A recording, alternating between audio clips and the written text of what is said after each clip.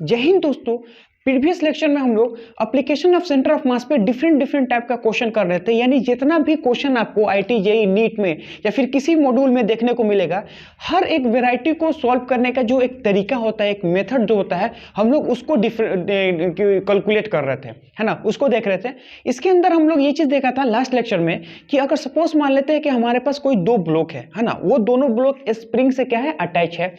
तो उसमें ये चीज बोले थे हम कि अगर सपोज मान लेते हैं कि दोनों को हम एक्स कंप्रेस करते हैं, तो जब वो नेचुरल लेंथ पे आता है तो उसके ऊपर डिस्प्लेसमेंट कितना, वो चीज हम लोग देखे थे, इच का डिस्प्लेसमेंट कितना होता। उसके बाद हम लोग ये चीज देखे थे कि दोनों ब्लॉक के ऊपर अगर हम लोग किसी एक ब्लॉक को वेलोसिटी दे देते हैं, तो ये चीज बताए किसी एक टाइम टी में दोनों का डिस्प्लेसमेंट कितना होगा। फिर हम लोग ये चीज देखे थे कि दोनों ब्लॉक के ऊपर, किसी एक ब्लॉक के ऊपर हम लोग एक फोर्स लगाते हैं, तो किसी एक टाइम टी में दोनों का डिस्प्लेसमेंट कितना होगा उस दैट टाइम में। उसके बाद से ये चीज करने के बाद से 2-3 क्वेश्चन किए थे। लास्ट में हम आपको क्या कहते हैं, एक क्वेश्चन दिए थे जो होमवर्क में था। हम आपको ये चीज बोले थे कि जो अप्रोच हमने आपको बताया है, जो तरीका बताया है, उसी तरीका के बेस पे ये क्वेश्चन सॉल्व होगा। वो जो क्वेश्चन है वो मैंने यहाँ पे लिख रखा, जो होमवर्क दिया था। पता नहीं आप लोग किए हैं कि नहीं किए हैं, है ना। अगर किए हैं तो ठीक है, आप लोग यहाँ से मैच कर ले, है ना। नहीं किए हैं तो देखिए कैसे किया जाता है। अब देखिए, सपोज मान लेते हैं कि उन्होंने ये बोला कि ये हमारा क्या है, स्मूथ है, और ये एल मतलब क्या है, अभी वो नेचुरल लेंथ में है, यानी स्प्रिंग अभी नेचुरल लेंथ में है और स्मूथ सरफेस पे रखा हुआ है। पहले का मास कितना है, 2m, और फर्स्ट का मास कितना है, m है। और मैं बोल रहा हूँ कि जो 2m मास है उसके ऊपर F फोर्स लगाते हैं और m1 को क्या लगाते हैं, u लगाते हैं, यानी m1 पे क्या है, इनिशियल वेलोसिटी है। अब हम ये चीज बोल रहे हैं कि क्वेश्चन बोलता है after time t extension in spring become x, find displacement of each block in time t, है ना। डिस्प्लेसमेंट ऑफ ब्लॉक क्या होगा इच टाइम t में, उस चीज को आप बताइए। आप देखिए हम इसको कैसे सॉल्व करते हैं, है ना। तो अब हमें ये चीज पता है कि इसको सॉल्व करने का अप्रोच क्या है। इसको सॉल्व करने का सिंपल अप्रोच ये होता है कि आप दोनों का एक्सटेंशन मान लो, यानी दोनों का क्या मान लो, एक डिस्प्लेसमेंट मान लो, उसके बाद से वो काम कर लो। तो अब ये मतलब ये होता है कि अब यहाँ पे देखिए, ये हम लोग F मान रहे हैं, है ना। इसका भी एक एक्सटेंशन, इसका डिस्प्लेसमेंट मान लो और इसका डिस्प्लेसमेंट मान लो, है ना। उसके हिसाब से हम क्या करते हैं, एक्स मान सकते हैं। हमें ये चीज पता है कि अगर ये इस पे फोर्स लग रहा है तो वो इस डायरेक्शन में जा रहा है, और इसके वो फोर्स लग रहा है तो वो इस डायरेक्शन में जा रहा है। इसका मतलब ये है कि किसी एक टाइम टी में अगर जनरल सिचुएशन अगर हम लोग कंसीडर करें, तो जनरल सिचुएशन हमारा ये होगा कि ये तो हमारा हो जाएगा m, है ना, और ये हमारा कितना हो जाएगा 2m। तो ये हो जाएगा m और ये हमारा कितना हो जाएगा 2m। और यहाँ पे ये देखेंगे तो ये हमारा किससे कनेक्ट हो गया, स्प्रिंग से। अब ये चीज देखिए कि यहाँ से अगर हम बोले तो ये हमारा कितना हो गया x2 और ये हमारा कितना हो जाएगा x1। अब इसको x1 x2, अब ये चीज देखिएगा, अगर सपोज मान लेते हैं कि x2 इधर हुआ है, x21 इधर हुआ है, इसका मतलब ये है कि पहले ये तो नेचुरल लेंथ था, तो इतना इधर से एक्सटेंस हो गया, इतना इधर से एक्सटेंस हो गया। इसका मतलब ये है कि x1 और प्लस में x2 मिला के हमारा कितना होगा x, यानी टोटल एक्सटेंशन हुआ होगा किसमें, स्प्रिंग में। स्प्रिंग में टोटल एक्सटेंशन कितना हुआ, ये चला है x2, ये चला है x1, और इन दोनों के डिफरेंस जो होता है, इन दोनों में से देखें ये और ये, इन दोनों का सम जो होगा वो हमारा क्या हो जाएगा, x का एक्सटेंशन हो जाएगा। तो ये हमारा क्या हो गया फर्स्ट। अब ये तो फर्स्ट इक्वेशन हो गया, लेकिन यहाँ पे देखेंगे तो दो वेरिएबल, एक x1 और एक x2, तो दोनों डिफरेंस दो वेरिएबल है, तो हमें कम से कम दो इक्वेशन चाहिए, तभी हम लोग वेरिएबल का क्या कर सकते हैं, सॉल्व कर सकते हैं। तो अब ये चीज है कि हम दो इक्वेशन को लेके कैसे आए, तो एक हम लोग सेंटर ऑफ मास का यूज कर लेंगे, है ना। क्यों करेंगे उसका भी रीजन है। देखिए RCM is equal to m1 x1 plus में क्या होगा m2 x2 divided by m1 plus में m2। ये चीज हमने क्या लिखा, आपके सामने एक इक्वेशन लिखा, है ना। ये चीज देखो, अब ये चीज देखिएगा, m1 हमारे पास क्या है, मास है ना, m1 मास, x1 इसका डिस्प्लेसमेंट है, m2 हमारे मास है, x2 इसका डिस्प्लेसमेंट है। अब ये देखिए मैंने इसको इधर किया है, तो इसका मतलब यहाँ पे क्या लिखेंगे, माइनस।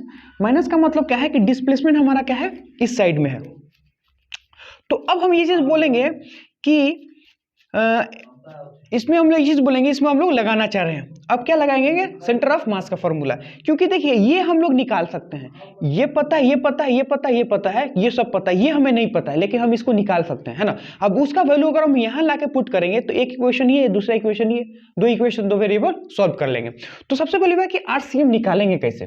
तो आरसीएम अगर हम लोग देखें, आरसीएम इज इक्वल टू कितना होगा, u c m in time t plus half a c m in time t का स्क्वायर। ये चीज अपने पास हो गया। अब यहाँ पे देखिए, अब हमें इनिशियल वेलोसिटी हमें निकालना होगा। अब इनिशियल वेलोसिटी अगर बोले तो कितना होगा, तो यहां से देखेंगे कि u c m is equal to m one, है ना, u1 प्लस में कितना होगा m2 u2 divided by m1 plus में कितना होगा m2। अब यहाँ पे ये चीज देखिए, m1 मास हम का है, इसको मान रखा है, तो इसका m1 कितना हो जाएगा m, और इसका डिस्प्लेसमेंट कितना होगा, इसका इनिशियल वेलोसिटी कितना होगा u। तो u नहीं लिख के माइनस में u लिखेंगे, क्योंकि हम इस डायरेक्शन को क्या माने पॉजिटिव, तो इस डायरेक्शन का मैंने हमारा है निगेटिव। अब यहाँ पे देखिएगा प्लस का प्लस, है ना, उसके बाद से है m2 का वैल्यू कितना है m2, है ना, तो m2 का वैल्यू है 2m। अब इसका देखेंगे इनिशियल वेलोसिटी हमारा क्या है 0, क्योंकि ये रुका हुआ है, ये चल रहा है। इसका मतलब ये है कि 0 से क्या करेंगे मल्टीप्लाई कर देंगे, डिवाइडेड बाय m1, इसका मास कितना है m और इसका मास कितना है 2m। तो बोलेंगे u cm is equal to, अगर हम बात करें तो माइनस में m by u divided by 3m, तो m से m कट गया तो माइनस में u बाई 3। इसका मतलब ये है कि सेंटर ऑफ मास जो है वो इस डायरेक्शन में चलेगा, वो कितना हो COM, वो कितना चलेगा u बाई 3 से, है ना, u बाई 3 से, यानी ये जो v वेलोसिटी हो उसके 3 टाइम लेस से वो चलेगा, तो u बाई 3। अब ये चीज आ गया। अब हमें क्या निकालना है, ACM निकालना है ना। तो हमको पता है कि ACM इज इक्वल टू क्या होता है, F external divided by total mass, ये चीज होता है। तो अब एक्सटर्नल हमारे पास कितना है F एक्सटर्नल हमारा कितना है F, और टोटल मास कितना है 3m, तो ACM भी मिल गया। अब हमें देखिए इस फॉर्मूला में ये मिल गया, टाइम हमें तो दे ही रखा है, तो यहां से क्या करेंगे वैल्यू को पुट कर दें। तो RCM is equal to initial velocity कितना है, इनिशियल वेलोसिटी है माइनस में u by 3 in time t plus में हाफ एक्सेलरेशन हमारा कितना है f 3m इंटू t का स्क्वायर, ये चीज अपने पास हो गया। तो यहां से लिखेंगे कि RCM is equal to minus में 4/3t प्लस में f t square divided by 6m, ये चीज है। अब हम इस चीज के वैल्यू को यहां लाके पुट कर देंगे तो अपना काम हो जाएगा। अब इस चीज को लिए क्या करना पड़ेगा, इसको हम वो मिटाना चाह रहे हैं, है ना। अब देखिए हम इसको मिटा रहे हैं,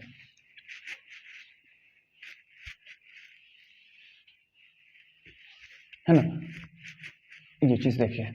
अब यहाँ पे इसका वैल्यू RCM का वैल्यू हम लोग यहाँ रखेंगे 4/3t प्लस में f t square divided by 6m, है ना, ये चीज अपने पास हो गया। विच इज इक्वल टू, है ना, which is equal to minus में विच इज इक्वल टू इसका डिस्प्लेसमेंट कितना m और इसका डिस्प्लेसमेंट कितना x1 प्लस में इसका मास कितना है, इसका वैल्यू m2 है, इसका वैल्यू यानी 2m है, और इसका डिस्प्लेसमेंट कितना है x2 डिवाइडेड बाय 3m, यानी टोटल मास।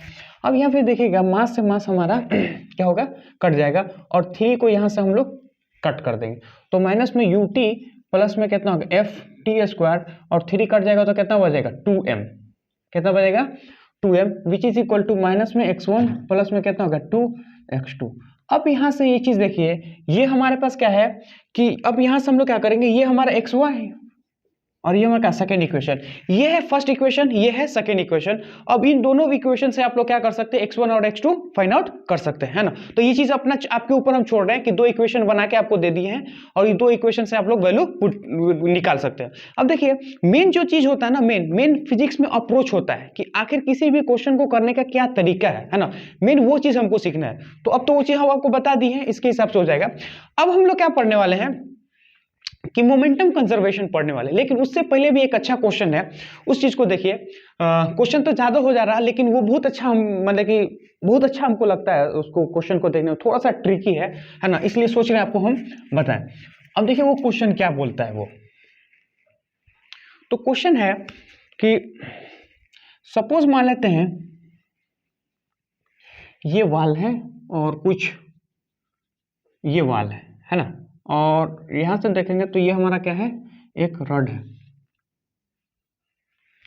अब ये रड में हम क्या बोलते हैं कि एक स्प्रिंग को हम लोग अटैच कर देते हैं कुछ इस टाइप के, है ना, और इसके अंदर हम लोग क्या करते हैं, एक थ्रेड लेते हैं और इसको यहाँ पे 2m मास हो जाता है। ये है m मास और ये कितना है 2m मास, और इस थ्रेड का जो लेंथ होता है ना, यानी कहने का मतलब ये है वो पूरे रड के बराबर होता है ना, यानी ये एल लेंथ है ना। ये एक्चुअली सूटा हुआ है, ये भी हमारा क्या है, सटा हुआ है, चलो इसको बोलते हैं ना। तो ये हमारा क्या है, स्मूथ रिंग है ना, और ये हमारा क्या है 2m पार्टिकल है। अब बोला है कि initially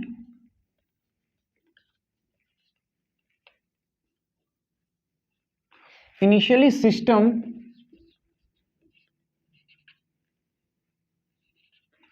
is at rest. Initially system क्या हमारा रुका हुआ है, initially system is at rest, then find the displacement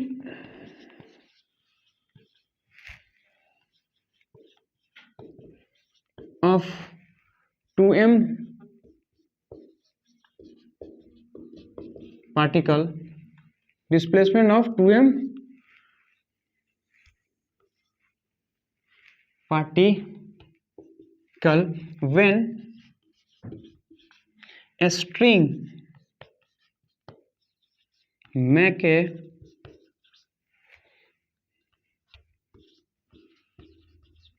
angle with make an angle 37 with vertical, vertical से कितना एंगल बनाता है वो चीज हमको बताना है। तो अब देखिए इसको हम लोग क्या करते हैं, सॉल्व करते हैं। सबसे पहली बात है कि जो सिचुएशन उन्होंने दिया है, सबसे पहले उस सिचुएशन के बारे में सोचते हैं। देखिए सिचुएशन उन्होंने क्या दिया है, सिचुएशन ये दिया है कि 37 डिग्री बनाता है ना स्ट्रिंग, तो स्ट्रिंग 37 बनाता है। तो हम ये चीज मानना है कि वो जो है ना, वो जो 37 वो कुछ ऐसे, यानी कहने का मतलब ये है कि जो स्ट्रिंग है, ये हमारा क्या हो जाएगा रिंग, और रिंग से क्या जुड़ा है स्ट्रिंग, तो ये हमारा क्या हो गया स्ट्रिंग, और इस स्ट्रिंग्स पे क्या है 2m मास, यानी ये जो 2m मास है ये सपोज वाला ऐसे है। तो अब जब से उसको छोड़ेंगे ना हम ऐसे, सपोज वाला ये हमारा क्या है पूरा एक प्रकार का से स्ट्रेट है। अब जैसे हम इसको छोड़ेंगे तो इस 2m मास पे mg लगेगा, वो जो mg का होगा वो नीचे की तरफ खींचेगा। अब जैसे वो mg नीचे घुसेगा तो इसके पे क्या होगा, एक टेंशन लगेगा, वो जो टेंशन होता है ना उसको क्या करेगा आगे तरफ लेके निकल लेगा, समझ में है ना। तो अब चीज देखिए कि ये कुछ ऐसे है, और जैसे इसको छोड़ेंगे ना ये ऐसे ऐसे ऐसे ऐसे ऐसे आने लगेगा, है ना, ये ऐसे है। अब जैसे छोड़ेंगे तो ये वाला नीचे वाला ऐसे ऐसे ऐसे ऐसे ऐसे ऐसे आना स्टार्ट हो गया। इसका मतलब ये है कि ये आएगा नीचे और ये जाएगा इधर, क्योंकि इसके बीच में क्या होगा टेंशन, है ना। हमको उस मोमेंट के बारे में बताना है जब स्ट्रिंग क्या बना दे 37 डिग्री, समझ में आ रहा ना, फिर से बोल रहे हैं ये 2m मास है, जैसे इसको छोड़ेंगे तो इसके ऊपर क्या करेगा ग्रेविटेशनल फोर्स लगेगा, तो ये ग्रेविटेशनल फोर्स इसको नीचे की तरफ लेके आएगा। जैसे वो ग्रेविटेशनल नीचे लेके आएगा तो इस टेंशन स्ट्रिंग के अंदर एक टेंशन डेवलप हो जाएगा। जो वो टेंशन क्या करता है, एक स्ट्रिंग को इस डायरेक्शन में क्या लेता है डिस्प्लेस करना चाहेगा, क्योंकि वर्टिकल डायरेक्शन में वो करेगा तो नहीं आ पाएगा, क्योंकि ये क्या है इससे रिजिड है ना, कांस्टेंट है तो वो उसको नीचे नहीं आना देगा। तो इसका मतलब ये होता है कि यहां से छोड़ेंगे तो वो ऐसे ऐसे ऐसे ऐसे, यानी कहने का होता है रिंग आगे बढ़ेगा, रिंग आगे बढ़ा और स्ट्रिंग ऐसे जाएगा, रिंग आगे बढ़ा स्ट्रिंग ऐसे जाएगा। तो ये हमारा कितना हो गया 37 डिग्री। अब यहां से ये चीज देखिएगा कि ये है हमारा 37, तो ये भी हमारा क्या हो जाएगा 37, ये है 37 तो ये भी हमारा क्या हो जाएगा 37। ठीक, अब हम ये चीज बोल रहे हैं कि मान लेते हैं कि रिंग का डिस्प्लेसमेंट कितना होता है x, है ना, और उसके बाद से ये चीज है, और हम ये चीज मान लेते हैं कि जो क्या लेता है स्ट्रिंग का डिस्प्लेसमेंट कितना हुआ है इन वर्टिकल डायरेक्शन z, तो ये इसको मान लेते हैं कुछ लेट से p, ये चीज हमने माना, है ना। ये सिचुएशन क्वेश्चन के हिसाब से मैंने बना दिया। अब ये चीज देखिएगा कि हमें डिस्प्लेसमेंट ऑफ किसका दिया है, पूछा है 2m मास का। हम इस 2m मास का डिस्प्लेसमेंट बताना है, यानी एक्स एक्सिस और वाई एक्सिस दोनों को बताना है। तो आप ये चीज देखिएगा, वाई एक्सिस अगर हम बोले तो वो तो डायरेक्ट हमको ये चीज दिख रहा है, ये वाला चीज है ना। तो ये जो है वाई एक्सिस का यानी डिस्प्लेसमेंट बोलेंगे वाई एक्सिस का, तो वो हमारा क्या होगा, या फिर यहाँ लिख लेंगे डिस्प्लेसमेंट ऑफ पार्टिकल,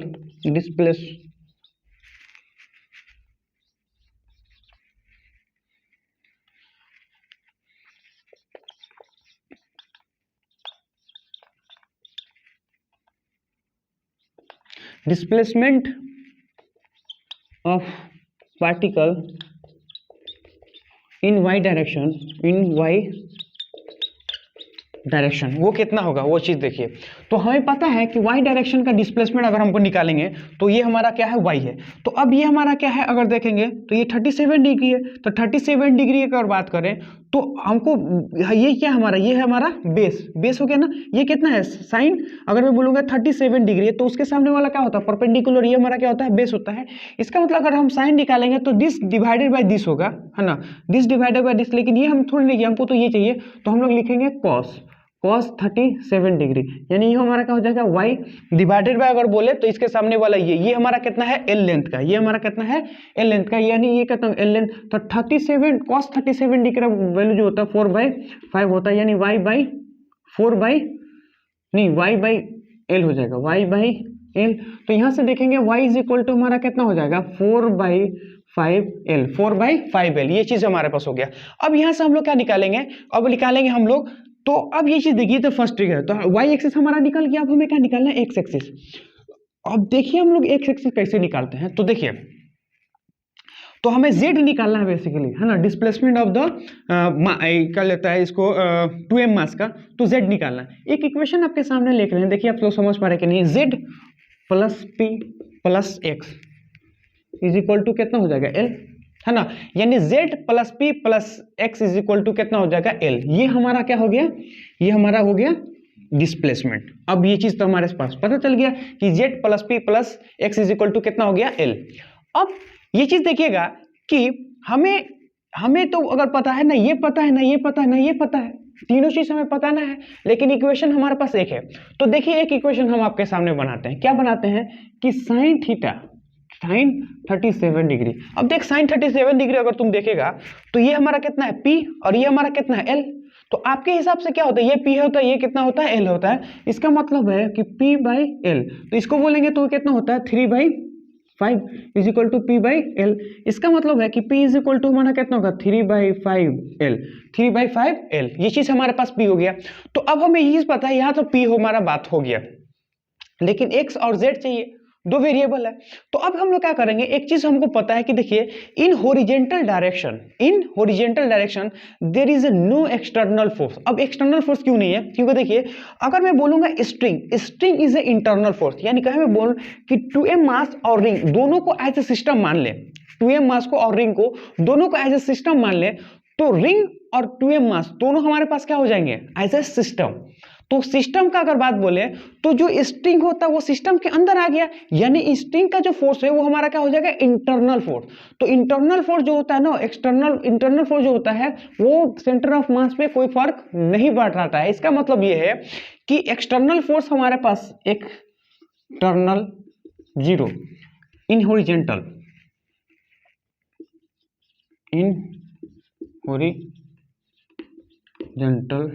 डायरेक्शन, है ना, इन horizontal direction. F external 0, ACM 0, F external 0, ACM 0, तो VCM भी हमारा क्या होगा, 0, है ना। उसके बाद से बोलेंगे VCM 0 हो गया, तो यहाँ से देखेंगे तो XCM भी हमारा क्या हो जाएगा, 0।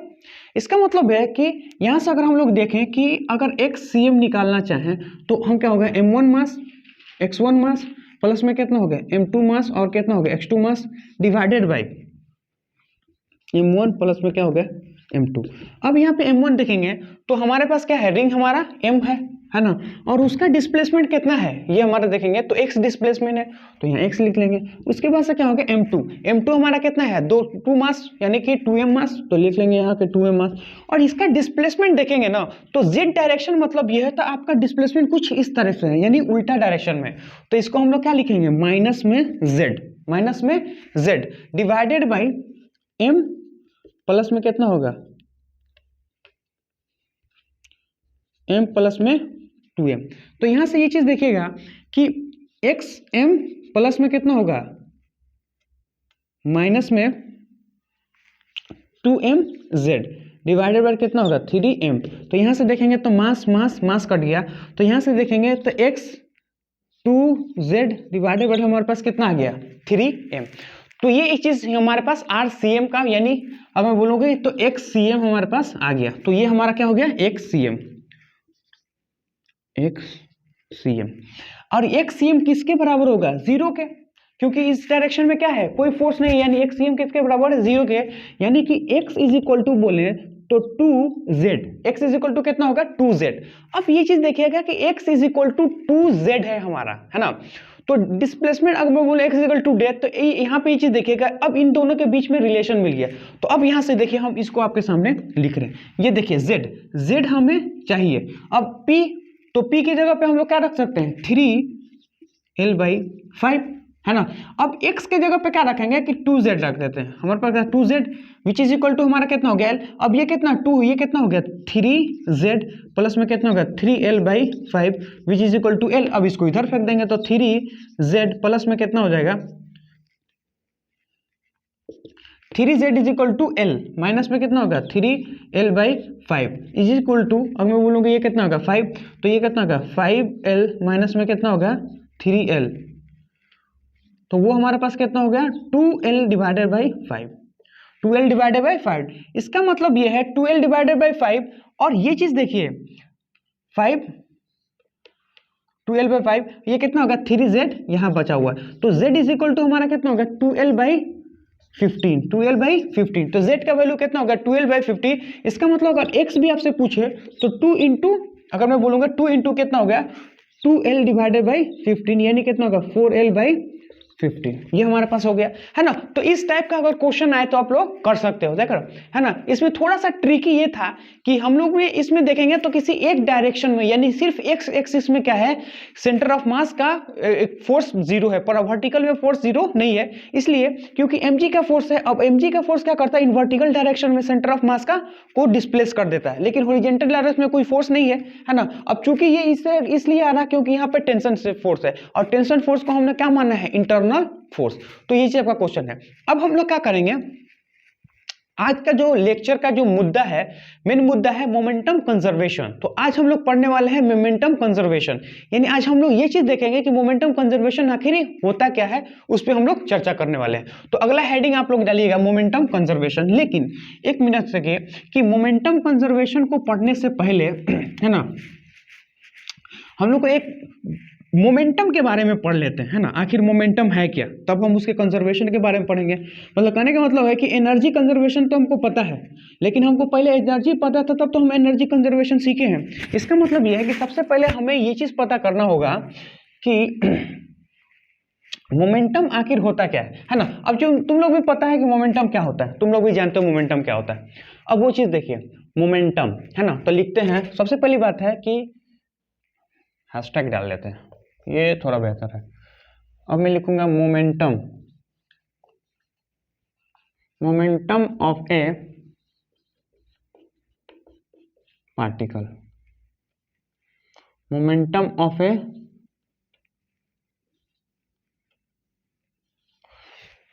Momentum of A particle. अब मोमेंटम ऑफ ए पार्टिकल का मतलब क्या होता है, देखिए मैं ये चीज बोलूंगा कि सपोज मान लेते हैं कि ये हमारे पास कोई पार्टिकल है जिसका मास क्या है m है, और इसका वेलोसिटी मान लेते हैं क्या है इस डायरेक्शन v है। तो सिंपल सा मोमेंटम को क्या डिफाइन किया गया, momentum is a vector quantity m into v, this is a momentum of A particle, this is a momentum of A particle.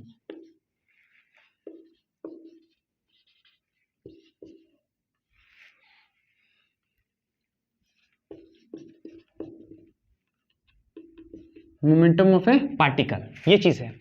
अब it is a vector quantity, है ना, ये हमारा क्या है वेक्टर क्वांटिटी। तो इसका डायरेक्शन क्या होगा वो चीज हमको बताना है। तो जो वेलोसिटी का डायरेक्शन होता है वही किसका डायरेक्शन होता है, मोमेंटम का डायरेक्शन होता है। तो हम लोग यहां से लिख सकते हैं कि डायरेक्शन ऑफ मोमेंटम,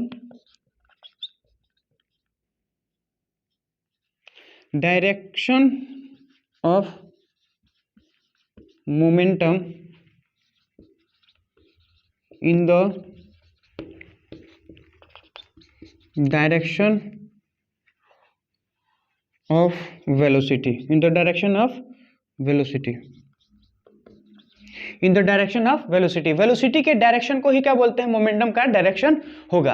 अब तो ये हमारा क्या होता है, पार्टिकल। अच्छा, इसका एसआई यूनिट भी देखेंगे तो वो भी हम लोग लगा सकते हैं, कितना मास का कितना होगा kg, और इसका कितना मीटर पर सेकेंड, है ना। तो ये हमारा क्या होगा, मोमेंटम। अब हम लोग लिखते हैं अगला मोमेंटम ऑफ ए सिस्टम, है ना। लिखेंगे अब हम लोग क्या, momentum of a system, momentum of a system. Momentum of a system का मतलब क्या है, उस चीज को देखिए। सिस्टम को यहां हटाते हैं, यहां लिखते हैं मोमेंटम ऑफ ए सिस्टम, हमको वहां स्पेस चाहिए। हम ये चीज बोलेंगे कि सपोज मान लेते हैं कि कोई हमारे पास ऐसे कोई है रेंडम बॉडी है ना। क्या बोल रहे हैं हम कि कोई सा भी हमारा एक रेंडम बॉडी है, कुछ लाइक दैट, इस टाइप का। अब ये हमारा कोई सा भी एक रेंडम बॉडी है। इस रेंडम बॉडी पे हम लोग क्या करते हैं, कुछ पार्टिकल को कंसीडर करते हैं। देखिए, एक पहला पार्टिकल हमारा ये है, हम ये चीज बोलेंगे इसका वेलोसिटी कितना है, v1, यानी इसका मास है m1, इसका वेलोसिटी है v1, और इसको बोलेंगे तो इसका मास कितना है, इसका वेलोसिटी v1 है, इसका मास कितना है, m2 है, और यहाँ पे देखेंगे तो इसको बोलेंगे m3 है, और इसका वेलोसिटी कितना है, v3, कितना है, v3। और यहाँ से देखेंगे तो अब मैं बोलूंगा कि सपोज मान लो ये हमारा क्या है, mn है, mn है, और इसका वेलोसिटी कितना होगा, vn। mn का मतलब ये होगा कि कोई सा भी mn वाला पार्टिकल, और कोई जिसका वेलोसिटी कितना है, vn है ना, कोई भी n वाला पार्टिकल है। यानी यहाँ पे देखेंगे तो करोड़ों हमारे पास क्या है, पार्टिकल है, तो बहुत सारे पार्टिकल है। अब हम लोग कैसे लिखेंगे, तो नेट मोमेंटम होता है, यानी मोमेंटम ऑफ ए सिस्टम का बात करेंगे तो वो हमारा कितना होता है। तो हमको पता है कि सबको इंडिविजुअल जोड़ देंगे, वही नेट हो जाएगा, है ना। इसका मतलब ये है कि यहाँ पे लिखेंगे m1, है ना, v1 प्लस में कितना होगा, m2, v2 प्लस में कितना होगा, m3, v3 and so on. कहाँ तक जाएंगे, vmn, और ये हमारा कितना होगा, vn divided by m1, m2, m3 और m4 प्लस में क्या होगा, सो ऑन, और ये क्या हो जाएगा, mn। ये चीज हमारा क्या हो गया, वेलोसिटी ऑफ ए सिस्टम। अब यहाँ पे ये चीज देखिए, ये तो हमें तो समझ में आता है।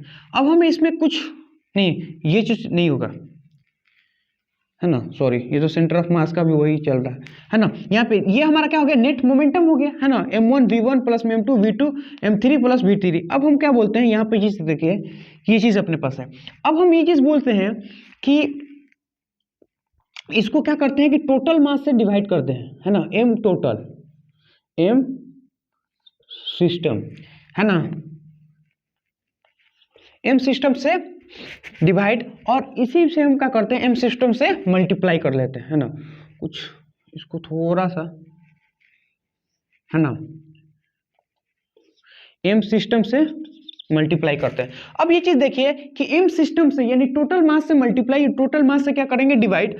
तो अब यहां से ये चीज देखिए, इस टर्म को देखिए, ये हमारे पास क्या है, ये हमारा पास क्या है, तो m1 v1 plus m2 v2 plus m3 and so on divided by total mass. ये हमारे पास क्या होता है, velocity of A centre of mass, velocity of A centre of mass. तो यहां से देखिएगा कि हम लोग क्या लिख सकते हैं, हम लोग ये चीज लिख सकते हैं, इसको क्या कि पी सिस्टम यानी momentum of a system which is equal to क्या होगा, टोटल मास यानी m सिस्टम इंटू VCM, क्योंकि इसके जगह पे हम लोग क्या लिखेंगे, VCM। तो ये चीज अपने पास हो गया। तो यहां से याद रखेगा कि नेट मोमेंटम किसी भी बॉडी का कितना होता है, मास इंटू VCM। ये हमारे पास क्या होगा, नेट मोमेंटम हो जाएगा, है ना। तो जब भी आपको मोमेंटम निकालना है तो सारे पार्टिकल को ऐसे ऐड मत करना, आपको क्या करना है, सारे पार्टिकल को मत देखो, इसके सेंटर ऑफ मास को देखो, और उसका वेलोसिटी से क्या करो, उसके टोटल मास से मल्टीप्लाई कर दो, डायरेक्ट काम हो जाएगा। क्योंकि इतना सब करेंगे तो बहुत ज्यादा हमारे पास क्या हो जाएगा, कॉम्प्लिकेटेड हो जाएगा। तो पी सिस्टम हमारे पास क्या होता है, टोटल मास निकालो, उसका वेलोसिटी निकालो, और दोनों को मल्टीप्लाई करो तो आपके पास आंसर आ जाएगा। अब देखिए इसका बहुत अच्छा यूज हम लोग कहाँ कर सकते हैं, है ना। एक क्वेश्चन आपके सामने हम ले रहे हैं। क्वेश्चन क्या है कि अगर सपोज मान लेते हैं कि ये हमारे पास कुछ है ना, रड है हमारे पास कोई सा भी, हाँ रड है जो कि ऐसे रखा है ना, ये कुछ ऐसे, और इसका क्या है लेंथ L है और इसका मास क्या है M है। और यहाँ पे देखेंगे कि ये इसके अबाउट क्या होता है, ओमेगा से रोटेट कर रहा है। क्या कर रहा है, ओमेगा से रोटेट। तो यहां से लिखेगा कि क्या होगा,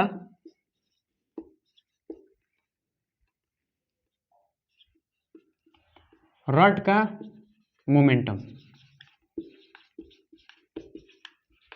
रड का मोमेंटम क्या होगा वो चीज देखिए। अब तो ये चीज बोल सकते हैं कि आप क्या करो कि सबको अलग अलग निकालो और फिर उसको ऐड कर दो तो नेट मोमेंटम आ जाएगा सिस्टम का, रड का। या फिर दूसरा काम इसको यूज कर लो, है ना, या तो आप सबको अलग अलग निकालो या फिर इसको यूज कर दो। इसका मतलब यह है कि इस पूरे रड को हम लोग कहां रिप्लेस कर देंगे, इसके सेंटर ऑफ मास से, और उस सेंटर ऑफ मास का वेलोसिटी निकालेंगे तो काम हो जाएगा। तो यहां पे देखो इसका सेंटर ऑफ मास हमारे पास क्या होगा, इसका सेंटर ऑफ मास जो होगा हमारा वो कितना हो, L/2 डिस्टेंस पे, कितना होगा L/2 डिस्टेंस पे। यानी पी सिस्टम का अगर हम लोग बात करें तो हमारे पास क्या होगा, पी सिस्टम का मास, टोटल मास हमें कितना दे रखा है M, और उसको किससे मल्टीप्लाई कर देंगे, इसके वेलोसिटी। अब इसका वेलोसिटी क्या है, हमको पता है कि वेलोसिटी जो होता है ओमेगा इंटू, बोलेंगे वेलोसिटी इज इक्वल टू हमारा क्या होता है, आर्क इंटू क्या होता है, रेडियस। तो वेलोसिटी हमको चाहिए, तो वेलोसिटी हमको चाहिए, है ना। तो यहाँ पे देखेंगे, हाँ ओमेगा इंटू आर, ये चीज हमें कहते हैं ओमेगा इंटू आर। तो ओमेगा तो हमको दे ही रखा है, आर की जगह पे क्या होगा L/2, क्योंकि यहाँ पे देखेंगे ये हमारा क्या है, इसका रेडियस, यानी किस एंगल में वो घूम रहा है ना, किस रेडियस में वो घूम रहा है, वही हमारे पास क्या होता है यहाँ पे आर। तो v is equal to omega into L/2, ये हमारे पास क्या हो गया, इसका वेलोसिटी। यानी ये हमारा किसका है, सेंटर ऑफ मास का वेलोसिटी है। क्योंकि देखिए ये वाला पार्टिकल को देखेंगे तो ये हमारा क्या है, रुका है, पर यहाँ पे देखेंगे तो इसका वेलोसिटी क्या ओमेगा इंटू एल होता है। इसका मतलब ये है कि इसकी जगह पे हम इसको वैल्यू पुट कर देंगे ओमेगा L/2। इसका मतलब ये है कि m ओमेगा L/2, ये हमारा क्या होगा, P सिस्टम हो गया। तो ये हमको याद रखना है। तो ये हमारा होता है P सिस्टम, ठीक है। लेकिन हमारा मुद्दा क्या था, ये चीज निकालना नहीं था, हमारा मुद्दा था हमको ये चीज निकालना था कि मोमेंटम कंजर्वेशन क्या होता है। अब हम उस पे आते हैं, है ना। तो अब हम लोग हेडिंग डालेंगे मोमेंटम कंजर्वेशन, क्योंकि हम लोग मोमेंटम भी समझ चुके हैं किसी एक पार्टिकल का, और मोमेंटम हम लोग समझ चुके हैं किसी सिस्टम ऑफ पार्टिकल का। यानी कहने का मतलब कि बहुत सारे पार्टिकल हो तो उसका मोमेंटम क्या होता है वो चीज हम लोग देख चुके हैं। कोई एक पार्टिकल हो उसका मोमेंटम क्या होता है वो भी देख चुके हैं। अब हम लोग क्या देखने वाले हैं, मोमेंटम कंजर्वेशन। तो अगला हेडिंग डालिए मोमेंटम कंजर्वेशन। तो लिखेंगे momentum conservation, momentum conservation, momentum conservation. अब ये चीज होता क्या है मोमेंटम कंजर्वेशन, सबसे पहले उसको हम लोग सोचते हैं। तो देखिए एनर्जी कंजर्वेशन सब कोई पढ़ा हुआ है। एनर्जी कंजर्वेशन बेसिकली क्या होता है कि final energy is equal to initial energy, यानी कंजर्व हो के मतलब क्या होता है कि उसकी जो वैल्यू है ना, वैल्यू वो क्या हो, सेम हो। समझ में ना, जैसे कि एक, मैं बोलूंगा एक जग हमारे पास वाटर है ना, उस एक जग वाटर को निकाल के मैंने बहुत सारे ग्लास में रख दिया। तो अब ये देखिए कि टोटल वाटर हमारे पास क्या होगा, अभी भी कंजर्व होगा, क्योंकि आपने एक जग के वाटर को किसी दूसरे मैंने किसी बोला जाए कि ग्लास में आपने क्या किया है, कन्वर्ट कर दिया है। पर जो वाटर का जो क्वांटिटी है वो कहीं ही नहीं गया है। इसका मतलब कि जितना उसके इसमें क्या जाता है जग में था उतना ही क्या है हमारा गिलास में। तो मोमेंटम का मतलब ये होता है कि दुनिया की कोई भी चीज कंजर्व का मतलब ये होता है कि जिसकी वैल्यू में कोई चेंजेस ना आए। तो मोमेंटम कंजर्वेशन भी वैसे ही होता है कि final momentum conservation is equal to initial momentum conservation, दोनों क्या होगा, बराबर होगा। यानी जो इनिशियल मोमेंटम था वही किसके बराबर होगा, फाइनल मोमेंटम के बराबर होगा। तो इसका मतलब यह है कि मोमेंटम कंजर्वेशन का सिंपल सा मतलब यह होता है कि पी इनिशियल सिस्टम का, इनिशियल इज इक्वल टू कितना होगा, सिस्टम का फाइनल। यही चीज हमारे पास क्या है, यही तो है मोमेंटम कंजर्वेशन। क्या है, conservation.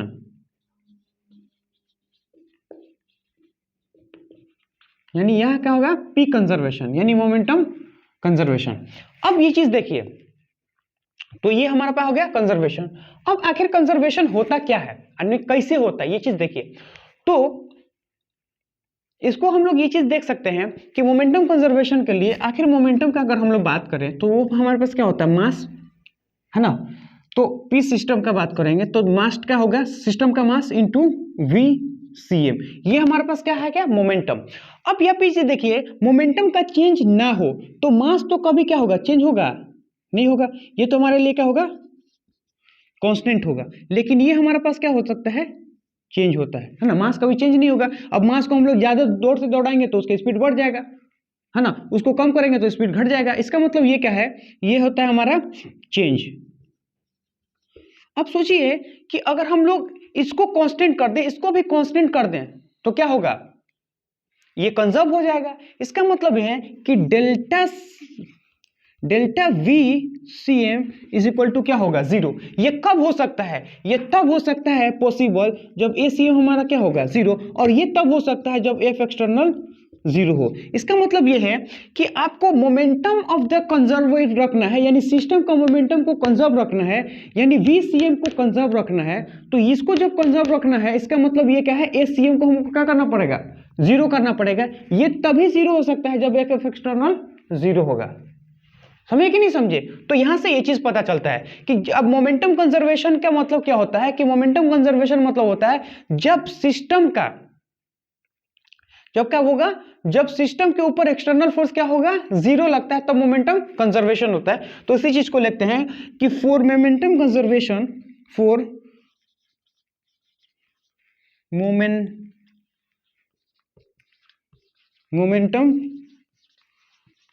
Conservation, for momentum conservation F external, है ना, या फिर एक्सटर्नल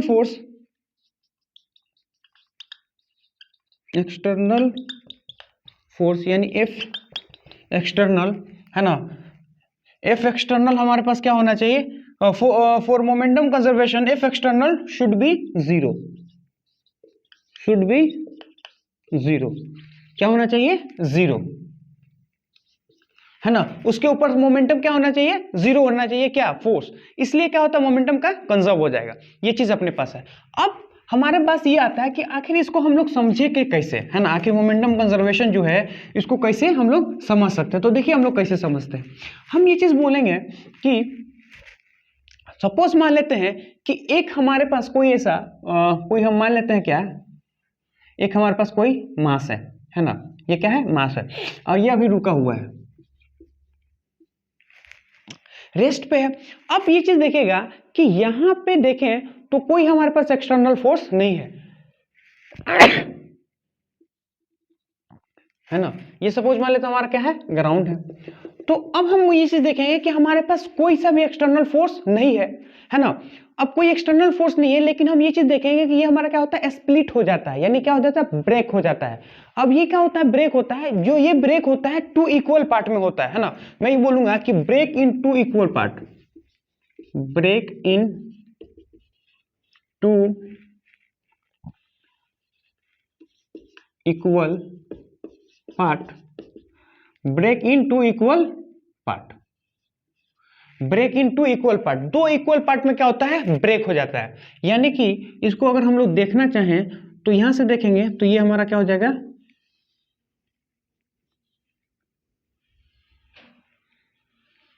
ये हमारा क्या हो गया, ब्रेक हो गया। अब इसको लिखेंगे कितना हो गया, m/2, और इसको भी क्या लिखेंगे, m/2। अब ये चीज देखिए कि जैसे ये दो पार्ट में ब्रेक हुआ है ना, तो पहले कोई भी फोर्स नहीं था। इसका मतलब ये है कि मोमेंटम का क्या हमारा होना चाहिए, कंजर्व होना चाहिए। मोमेंटम कंजर्व होने के लिए बस एक ही कारण ये है कि इसके ऊपर जिधर भी फोर्स लगे, है ना, अब फोर्स जो है वो किधर भी लग सकता है, लेकिन जिधर भी फोर्स लगेगा इंटरनल फोर्स, वो इक्वल एंड अपोजिट होना चाहिए। और इसका जो वेलोसिटी होता है वो भी क्या होना चाहिए, इक्वल एंड अपोजिट। इसका मतलब ये है कि अगर हम ये चीज बोले कि ये हमारे पास V1 से जा रहा तो ये हमारे पास कितना से जाएगा, V2 से जाएगा। तो दोनों क्वांटिटी को बोलेंगे V1 इज इक्वल टू क्या होना चाहिए, V2 ही होना चाहिए, क्योंकि यहाँ पे कोई एक्सटर्नल फोर्स नहीं है। क्यों, अगर ये दोनों का डिफरेंस हो जाएगा तो मास तो सेम है, तो मोमेंटम में डिफरेंस हो जाएगा, लेकिन मोमेंटम में डिफरेंस होने के लिए एक्सटर्नल फोर्स की जरूरत है, जो कि यहाँ पे नहीं है। इसलिए हम ये चीज बोल सकते हैं कि दोनों का वेलोसिटी क्या होगा, सेम होगा। हो सकता है कि ये वाला चीज जो ऐसे चले तो इसके अपोजिट ही डायरेक्शन में क्या चलेगा, कोई दूसरा वेलोसिटी होगा, है ना। इसलिए क्योंकि अगर सपोज मान लेते हैं कि V4 है तो ये कितना होगा, V3, ये दोनों आपस में क्या होगा, V3 इज इक्वल टू कितना होगा, V4। ये तभी हो सकता है जब दोनों का डायरेक्शन, दोनों का मैग्नीट्यूड और दोनों का डायरेक्शन क्या होना चाहिए, अपोजिट होना चाहिए। अगर मास इक्वल है, मास इक्वल है तो दोनों के ऊपर का जो लगने वाला, जो दोनों के ऊपर लगने वाला फोर्स क्या होगा, इक्वल। इसलिए दोनों के ऊपर का जो वेलोसिटी होता है वो भी क्या होना चाहिए, इक्वल, क्योंकि पहले मोमेंटम जीरो था तो बाद में भी क्या होगा, मोमेंटम जीरो होना चाहिए। इसलिए ये कंडीशन है ना। अब ये तो समझ में आ गया। अब दूसरा पार्ट क्या है उस चीज को देखिए। अब मैं बोलूंगा कि सपोज मान ला कि वो एयर में है ना, मान लीजिए ये हमारा क्या है, यहाँ पे हमारा क्या है, ग्राउंड है, ग्राउंड है हमारा यहाँ पे कुछ लाइक दैट, ऐसे है ना। तो कुछ हमारा ग्राउंड ऐसे है। अब हम ये चीज देखते हैं कि बीच में मान लेते हैं क्या, ऐसे, तो बीच में ये क्या होता है, स्प्लिट हो जाता है। स्प्लिट मतलब क्या होता है, टूट जाता है ना, ये यहाँ पे। अब जैसे वो टूटता है तो हम लोग मानते हैं कि वो, मान लेते हैं ये हमारा क्या है, रेस्ट पे है ना। दो पार्ट में ब्रेक हो गया कुछ ऐसे,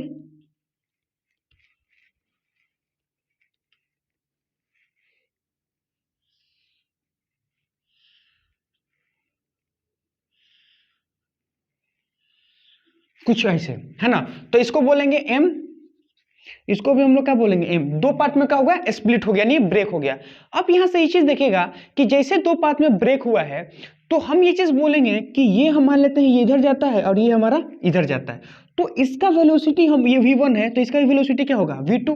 अब ये चीज देखिए, ऐसे स्प्लिट किया है, ऐसे ऐसे था वो ऐसे टूटा, जैसे उसे टूटा ना तो ये जितने स्पीड से जाएगा उतने स्पीड से ये चीज जाएगा। उसके बाद से ये चीज देखिएगा, ये क्या होगा, यहाँ है, और उसके बाद से ये क्या होगा, कुछ देर के बाद से ये यहाँ है, तो कुछ देर के बाद से अगर देखें तो फिर ये हमारा कुछ ऐसे, और फिर ये हमारा क्या हो जाएगा, कुछ ऐसे।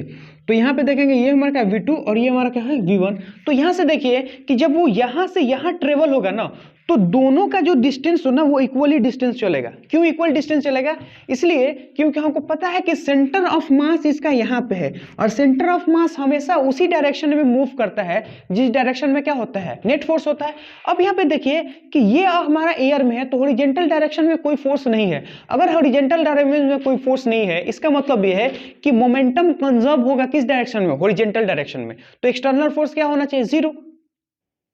तो अगर एक्सटर्नल फोर्स है जीरो, इसका मतलब यह है कि इस डायरेक्शन में सेंटर ऑफ मास कोई मूव नहीं करेगा। सेंटर ऑफ मास सिर्फ और सिर्फ, सेंटर ऑफ मास सिर्फ और सिर्फ कहां मूव करेगा, सेंटर ऑफ मास सिर्फ और सिर्फ वो नीचे की तरफ जाएगा, और इसी लाइन में। और इसको इस लाइन में रहने के लिए दोनों मास को क्या होना चाहिए, इक्वल डिस्टेंस पे ही होना चाहिए, क्योंकि हमको पता है सेंटर ऑफ मास का फॉर्मूला, अगर दो मास इक्वल होगा तभी उसका सेंटर ऑफ मास क्या होगा, उसके मिड पॉइंट पे आता है। तो ये चीज को रखिए। अब इसको देखने के बाद से एक स्टेटमेंट हमको लिखने का मन कर रहा, वो स्टेटमेंट क्या है वो चीज देखिए, है ना। पहले इसको लिखते हैं, यहाँ पे क्या है, रेस्ट। अब मैं बोलूंगा कि यहां पे देखा जाए तो दो डायरेक्शन है, एक हमारा है, ये है हमारा एक्स एक्सिस, और दूसरा हमारा क्या है, वाई एक्सिस। दो डायरेक्शन, एक है मेरा एक्स एक्सिस और दूसरा है मेरा वाई एक्सिस। अब ये चीज देखिएगा कि वाई डायरेक्शन में तो mg का फोर्स है, यानी एक्सटर्नल फोर्स है, लेकिन एक्स में कोई फोर्स नहीं है। अगर एक्स में कोई फोर्स नहीं है, इसका मतलब है in X direction momentum is conserve, but in Y direction there is no momentum conserve. Momentum conservation Y में नहीं होगा, एक्स में होगा। अब ये चीज पता है, तो अब यहां से देखेंगे कि एक ही बॉडी को किसी एक डायरेक्शन में तो मोमेंटम कंजर्व है, लेकिन किसी दूसरे डायरेक्शन में मोमेंटम कंजर्व नहीं है। तो मैं यहां से ये चीज लिख सकता हूं कि momentum conserve in a particular direction, या फिर ऐसे बोलूंगा, if F external is zero in A particular direction, in particular direction, if f external is zero in particular direction, then momentum and then momentum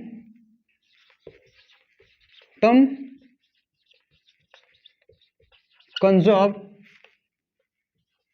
at that particular direction, at that particular direction, यानी momentum हमारा क्या होगा, conserve होगा उस particular direction में, है ना।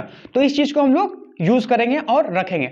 अब हम लोग क्या करते हैं, इसके ऊपर एप्लीकेशन देखते हैं। एप्लीकेशन का मतलब ये होता है कि इसके ऊपर बेसिस क्वेश्चन क्या है। तो देखिए इसके ऊपर बहुत क्वेश्चन है और हम लोग सारे तरह के क्वेश्चन करेंगे। आपके हर तरह के मॉड्यूल, किसी भी इंस्टीट्यूट का मॉड्यूल उठा लो, या फिर जेईई हो, नीट हो, आईआईटी हो, सब में हम लोग क्या देखेंगे, इसका क्वेश्चन आपको मिलेगा। लेकिन जो सबसे अच्छा क्वेश्चन हम देखते हैं वो हमारा क्या होता है, स्प्रिंग मास सिस्टम। तो हम लोग क्या करेंगे, जो पहला वेराइटी का क्वेश्चन होगा वो लेंगे स्प्रिंग मास सिस्टम।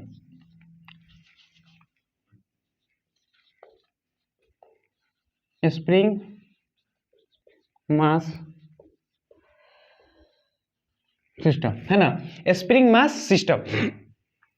अब स्प्रिंग मास सिस्टम का जो फर्स्ट क्वेश्चन है वो चीज देखिएगा, हमारा जो फेवरेट है वो तो हम तो वही लेंगे। हमारा फेवरेट क्या है, हमारा फेवरेट ये है कि अगर सपोज मान लेते हैं कुछ कि ये हमारे पास क्या है,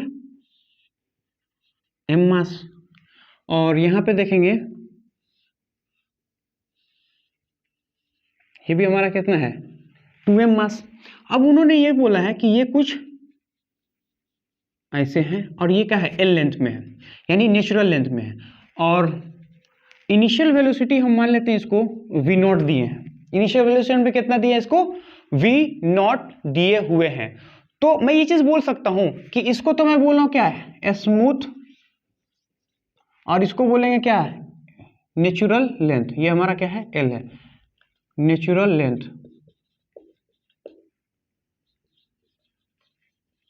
हमारे पास क्या है, नेचुरल लेंथ। एम मास का है, 2m मास है, v नॉट है, ये क्या है, नेचुरल लेंथ में है। तो आपसे ये जो पूछा है, देन फाइंड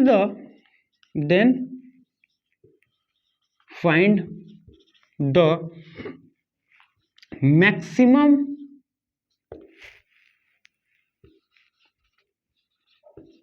एक्सटेंशन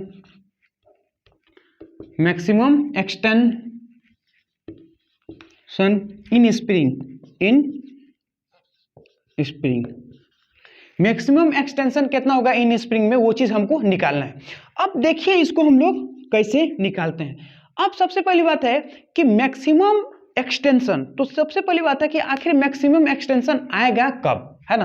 क्योंकि ये देखिए, अब मैं ये चीज बोलूंगा कि पहले इसको एनालाइज करते हैं। एनालाइज क्या है कि ये m मास है, ये 2m मास है, यहाँ वेलोसिटी कितना लगता है, मान लेते हैं कि इसका वेलोसिटी कितना है, v नॉट तो है, सॉरी, है ना, v नॉट है।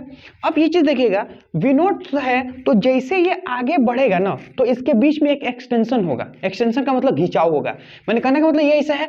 तो पहला वाला जो पार्टिकल है वो आगे की तरफ जाना चाह रहा है, क्या कर रहा है, जैसे उसको खींचते वो आगे की तरफ जा रहा है। तो जैसे वो आगे की तरफ जा रहा है, तो ये जो पीछे वाला है ना, पीछे वाला आगे मान लो कि इसको हम लोग ढकेले, तो जैसे ढकेले तो स्प्रिंग के अंदर का एक्सटेंशन, उस एक्सटेंशन के कारण ये जो पीछे वाला है ना, वो आगे की तरफ, पीछे वाला इधर क्या होगा, शिफ्ट होना स्टार्ट हो जाएगा। माने इसको हम लोग खींचे, जैसे इसको खींचेंगे तो ये हमारा क्या होगा, इस तरफ शिफ्ट होना स्टार्ट हो जाएगा। समझे कि नहीं समझे, तो ये इस तरफ शिफ्ट होना स्टार्ट हो जाएगा। तो अब ये चीज देखिएगा कि इसका भी वेलोसिटी हो जाएगा और इसका भी वेलोसिटी हो जाएगा। तो आखिर किस कंडीशन में हम लोग बोल सकते हैं कि इसका एक्सटेंशन क्या होगा, मैक्सिमम। तो हम लोग क्या करते हैं, पहले जनरलाइज कर लेते हैं, उसके बाद से उसके सिचुएशन को देख लेंगे। तो देखिए जनरलाइज हम क्या बोलते हैं। तो जनरलाइज अगर हम लोग बोलना चाहें तो ये चीज देखिएगा कि जनरलाइज में अगर हम बोले तो ये हमारे पास क्या हो जाएगा, m मास है ना, और इसको बोलेंगे हम लोग क्या है, 2m मास है। ये हमारा m मास है और ये हमारा कितना है, 2m मास है। अब हमको पता है कि in any general situation, in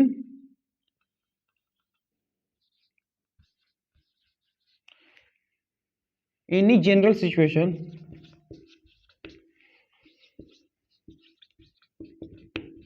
in any general situation, इसका वेलोसिटी हम लोग मान लेते हैं v2 और इसका वेलोसिटी हम मान लेते हैं कितना, v1। तो अब ये चीज देखिएगा, इनका वेलोसिटी कितना v1, इसका वेलोसिटी कितना v2, और हम ये चीज मान रहे हैं कि इसके अंदर एक एक्सटेंशन आ गया कितना, x हमारे पास क्या है, एक्सटेंशन इन ए स्प्रिंग। ठीक, ये तो हमें पूरा अच्छा तरह से समझ में आ गया, लेकिन किस केस में मैक्सिमम होगा ये भी सोचना है। तो अब देखो मैं लिख रहा हूं केस 1, है ना, केस 1। केस 1 में हम ये चीज बोल रहे हैं कि if V2 greater than V1। अब ये चीज देखिए कि V2 का मतलब क्या होता है कि 2m मास वाला तेज से चल रहा और m वाला धीरे चल रहा। अब होगा क्या, देखिए हम ये बोलेंगे कि जब 2m मास वाला जो है हमारा, अगर मैं बोलूंगा कि जैसे 2m मास हमारा है ना, कुछ ये है m मास, ये है 2m मास। अब जैसे ये m मास वाला जो है हमारा वो आगे तेजी से भागेगा, पीछे वाला धीरे भागेगा, तो होगा क्या कि देखो, इसलिए क्योंकि ये तो तेज भाग रहा है, ये वाला कम भाग रहा, तो ये वाला ज्यादा डिस्टेंस कवर करके ये वाला हमारा कम करेगा, तो दोनों का जो डिफरेंस होगा वो तो स्ट्रिंग से ही लेगा। समझ में आ रहा, मान लीजिए 10 सेंटीमीटर शिफ्ट हो गया, ये 5 हुआ, तो जो 10 में से 5 चला गया, तो बचा वाला 5 क्या होगा, इस स्प्रिंग का एक्सटेंशन हो जाएगा। तो यहां से ये चीज देखिएगा कि जब आगे वाला एक फास्ट चलता है और पीछे वाला धीरे चलता है, तो जो आगे वाला है ना, आगे वो फास्ट चल रहा है, पीछे वाला धीरे चलता है, तो इसमें ये चीज देखेंगे कि एक्सटेंशन क्या होता है, इंक्रीज होता है। तो जब तक आगे वाला फास्ट चलेगा तब तक एक्सटेंशन क्या होगा, इंक्रीज होगा, है ना।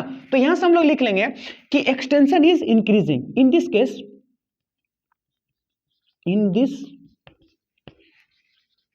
Case extension is increasing. Extension is increase, extension क्या होगा, इंक्रीज होगा। ये तो फर्स्ट क्वेश्चन, ठीक। अब केस 2 में देख लो। अब केस 2 में देखेंगे कि if V2 is less than V1। अब क्या होगा, V2 हमारे पास क्या है, कम, V1 हमारे पास क्या है, ज्यादा। अब ये चीज देखिएगा कि अगर मैं बोलूंगा कि ये है धीरे, ये है फास्ट, तो अब मैं बोलूंगा मान ले ये चलता है कितना, 5 सेंटीमीटर, तो ये कितना चलेगा, 10 सेंटीमीटर। तो अब ये चीज बताओ कि 5 चला आगे और 10 वाला चला पीछे, तो 5 का जो डिफरेंस है वो कहां चला गया। तो जो 5 का डिफरेंस है ना, वही क्या होता है, स्प्रिंग का कंप्रेशन होता है। यानी वो जो 5 का क्या करेगा, स्प्रिंग को थोड़ा कम कर देगा, क्योंकि ये चला 10, ये चला 5, मन करने का मतलब ये ऐसे है, ये चला है 10, ये चला है 5, तो बीच का जो डिफरेंस होगा वही तो एक्सटेंशन होगा इसके अंदर। तो लेकिन अब जब बोल कल ये है चला 5, ये है 10, तो स्प्रिंग को क्या करेगा, छोटा कर देगा, यानी क्या करेगा, डिक्रीज कर देगा, है ना। तो मैं बोलूंगा इसको क्या है, कंप्रेशन हो जाएगा, है ना। ये एक्सटेंशन था, इसमें क्या हो जाएगा, कंप्रेशन हो जाएगा। इन दिस केस क्या होगा, compression. In this spring, in this spring is compress, है ना। ये थोड़ा सा नीचे लिखे हैं आप लोग अपने हिसाब से, अगर कट गया होगा तो आप लोग हिसाब से देख लीजिए। ये तो हमारा हो गया सेकंड केस। अब थर्ड केस में क्या है, उस चीज को समझने की कोशिश कीजिए, है ना। थर्ड केस क्या है, थर्ड केस क्या है, थर्ड केस क्या है, देखिए थर्ड केस तो ये है फर्स्ट, ये है सेकेंड, और ये ले लेते हैं हम लोग क्या है, थर्ड केस। अरे ये है बॉर्डर इंडिया पाकिस्तान का, है ना। तो इसमें है इंडिया, इसमें है पाकिस्तान, हम तो इसी में रहते हैं ज्यादातर, आप लोग वीडियो में देखा कीजिएगा। तो चलते हैं पाकिस्तान की तरफ। तो केस 2 3 हो गया। अब केस 3 में हम लोग क्या है वो चीज को देखिएगा। केस 3 में ये चीज बोल सकते हैं मैं कि if V1 is equal to V2। हो ये जो केस हो है, दोनों का वेलोसिटी क्या हो गया, सेम। अब ये चीज हो गई है कि दोनों का वेलोसिटी जो सेम हुआ है, कैसे हुआ है ना, पहले इसको चर्चा करते हैं। तो ये जो सेम हुआ है, अब इसमें ये चीज देखेगा कि आगे वाला अगर मैं बोलूं कि 10 मीटर पर सेकंड से, आगे वाला जो है वो 10 मीटर पर सेकंड से चला और पीछे वाला भी 10 मीटर पर सेकंड चला, तो एक सेकंड में ये चलेगा 10 सेंटीमीटर, तो ये भी क्या चलेगा, एक मिनट में 10 सेंटीमीटर, तो ये चला 10, ये भी चला 10, तो बीच का कोई डिफरेंस ही नहीं है। तो बीच में कोई डिफरेंस नहीं है, इसका मतलब यह है कि इसके अंदर जो एक्सटेंशन है वो क्या होगा, 0, क्योंकि आगे वाला चला 10, पीछे वाला चला 10, तो दोनों का एक्सटेंशन कितना होगा, 0, क्योंकि दोनों का डिफरेंस ही 0 है। तो यहां से हम लोग लिखेंगे कि यहां पे देखेंगे there is a no change in length, there is a no change in spring length. तो मैं लिखूंगा there is no change in spring, there is no change in spring. ये चीज हमको समझ में आ गया कि स्प्रिंग में कोई चेंज नहीं होगा, ठीक। तो अब जब नेच चेंज होगा इसका मतलब यह है कि जब पहले था तो इंक्रीज होता था, बाद में तक क्या आता डिक्रीज होता था, लेकिन मैक्सिमम कब होगा? मैक्सिमम तब होगा जब मान ले कि ये वाला ज्यादा था, ये वाला कम था, ये बढ़ता गया बढ़ता गया बढ़ता गया बढ़ता गया, तो जब ये बढ़ेगा ना तो ये क्या होगा इसका मैंने कहने का मतलब जब एक्सटेंशन बढ़ने से क्या होता है आगे वाला का स्पीड कम होगा पीछे वाला का ज्यादा होगा, करते करते करते करते करते जब दोनों का वेलोसिटी क्या होगा सेम हो जाएगा, जब दोनों का वेलोसिटी सेम होगा तो उसके बाद क्या होगा पीछे वाला तेज से चलेगा आगे वाला देर, तो फिर क्या होगा कंप्रेशन होगा।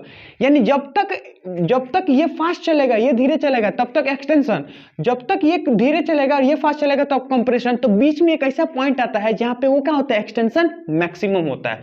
तो मैं लिख दूंगा this is a condition of this is a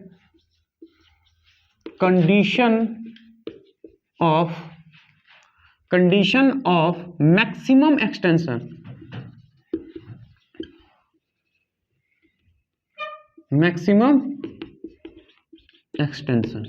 this is condition of maximum extension. अब ये हमारा आ गया मैक्सिमम कंडीशन का। अब हम लोग लगा लेते हैं फॉर्मूला। तो पहला हमारे पास देखोगा कि देखिएगा कि इसमें कोई फोर्स नहीं है, अगर कोई फोर्स नहीं है इसका मतलब क्या है there is a no change in momentum, यानी मोमेंटम हमारा क्या होगा कंजर्व होगा। ये लिखेंगे तो P initial is equal to हमारा क्या होगा P final momentum conserve, momentum conserve. तो P इनिशियल हमारे पास क्या है देखिए ना 2m का मास है, वेलोसिटी कितना v0। इसके बाद से हम लोग अगर तीसरा में फाइनल का बात बोले तो फाइनल में क्या होगा कि दोनों का स्पीड हमारे पास क्या हो जाएगा सेम, क्योंकि देखिए ना v1 is equal to v2 is equal to मान लेते क्या हो गया v, तो दोनों का वेलोसिटी क्या होगा सेम हो जाएगा, इसलिए कि मास तो होगा हमारा 3 पर वेलोसिटी कितना होगा v, तो मास से मास काट देंगे तो v का जो वेलोसिटी होगा वो कितना होगा 2v0/3, 2v0/3। ये चीज हमारे पास हो गया है ना। अब हम लोग क्या करेंगे आगे हमको ये चीज करना है कि यहाँ पे देखेंगे कोई फोर्स नहीं है तो हम लोग क्या लगेंगे देंगे अब एनर्जी कंजर्वेशन। तो अब हम लोग लगेंगे अप्लाई एनर्जी कंजर्वेशन को थोड़ा सा v is equal to 2v0/3। अब लगाएंगे apply energy conservation, apply energy conservation है ना। हम लोग क्या करेंगे एनर्जी कंजर्वेशन अप्लाई करेंगे। तो initial energy is equal to final energy. Initial energy कितना है, इनिशियल एनर्जी देखेंगे तो ये कितना होगा हाफ, ये कितना है 2m v0 का square is equal to half m v0 का स्क्वायर इज इक्वल टू, जब ये चीज देखेंगे इसके अंदर एक्सटेंशन हो जाएगा, इसका मतलब यह है कि इसके अंदर क्या होगा स्प्रिंग एनर्जी भी आ जाएगा, स्प्रिंग पोटेंशियल एनर्जी। कौन सा एनर्जी स्प्रिंग पोटेंशियल एनर्जी, तो उसको लिखेंगे हाफ के एक्स स्क्वायर। हाफ के एक्स स्क्वायर का मतलब क्या होता है this is energy of A spring potential energy, फिर क्या लिखेंगे प्लस में प्लस है ना। उसके बाद से क्या होगा final energy, final energy kinetic energy हमारा कितना होगा हाफ m यानी 3m, और किस वेलोसिटी से चलेगा तो भाई साहब इस वेलोसिटी चलेगा तो कितना का 2v0/3 का स्क्वायर। तो यहां से देखेंगे m नहीं कटेगा सॉरी, हाँ तो ये हाफ कट गया तो ये कितना होगा, तो ये होगा 2m v0 square which is equal to ये हमारा कितना होगा के एक्स स्क्वायर प्लस में।